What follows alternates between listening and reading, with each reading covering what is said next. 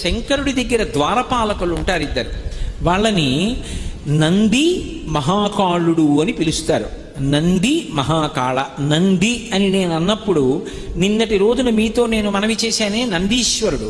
ఆ నందీశ్వరుడు కాదు, పరమశివుని యొక్క ద్వారపాలకులైనటువంటి నంది మహాకాళులు ఇద్దరు వేరు. ఈ నంది మహాకాళులది కలిపి ఒక్కటే గాథ.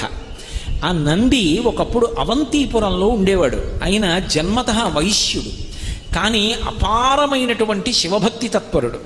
చాలా గొప్ప ద్రవ్యాన్ని ఆర్జించాడు. ఎంత ద్రవ్యాన్ని ఆర్జించాడో అంత శివభక్తి కలిగిన వాడు కనుక ఒక శివలింగాన్ని ఊరికి బాగా దూరంగా చివరికి వచ్చేటట్టుగా నిర్మాణం చేసి ఆ శివాలయంలో శివలింగాన్ని ప్రతిష్ఠ చేసి ప్రతిరోజు రుద్ర నమక చమకాలతో